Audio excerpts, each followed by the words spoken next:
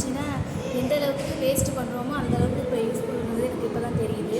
இங்கே வந்து அவங்க நேம் வந்து அக்ஷயா. அவங்க வந்து எம்ஏ இங்கிலீஷ் முடிச்சிருக்காங்க. அவங்க வந்து கொட்டாங்குச்சி வந்து எந்த அளவுக்கு நமக்கு முக்கியம், அதில் உள்ள தூள் கூட நமக்கு எந்த அளவுக்கு முக்கியம் அப்படின்றத இன்றைக்கி எனக்கு அவங்க சொல்லியிருக்காங்க. அதுக்கப்புறம் இந்த கொட்டாங்குச்சியை வந்து எப்படி கட் பண்ணணும், எப்படி சேஃபாக நம்ம வந்து கட் பண்ணணும் அப்படின்னு எந்த அளவுக்கு ஒட்டணும் அதெல்லாம் சொல்லி கொடுத்தாங்க. அது எனக்கு ரொம்ப யூஸ்ஃபுல்லாக இருந்துச்சு.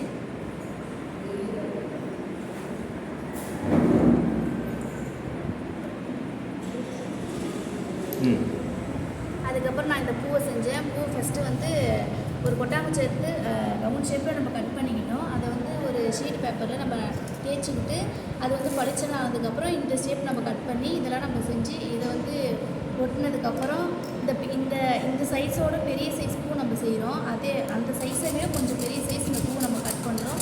அதுக்கப்புறம் இது எல்லாத்தையும் சேர்த்து தான் ஒரு இது உருவாச்சு. கொட்டாஞ்சி முழு பேர் என்ன? கொட்டாஞ்சி. சரி நீங்கள் சொல்லுங்கள், நீ செய்யுங்க.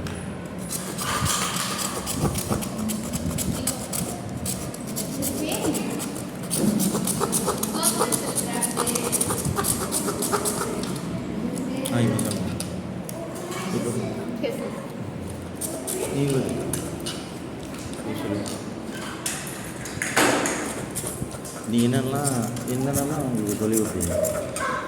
ஃபஸ்ட்டு நான் எப்படி எளிய முறையில் வெளிச்சு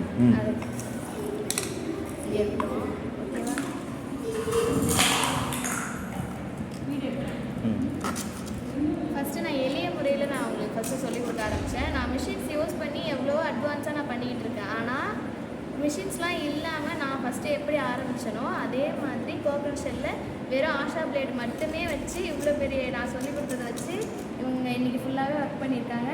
ஃபுல் அண்ட் ஃபுல் ஆஷா பிளேட் மட்டும்தான், எந்த ஒரு மிஷின்ஸ்லாம் யூஸ் பண்ணாமல் எதையுமே வேஸ்ட் ஆக்காமல் நாங்கள் பண்ணியிருக்கோம்.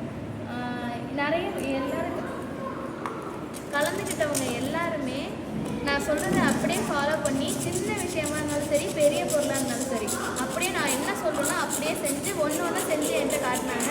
அவங்கள்ட்ட சில கரெக்ஷன்லாம் சொன்னேன். என்னை விட தாண்டி நிறைய யோசிக்க ஆரம்பிச்சு எனக்கு டிப்ஸ் கொடுக்குற அளவுக்கு அவங்க இப்போ எனக்கு சொல்லி தராங்க. நல்லாவே பண்ணியிருக்காங்க.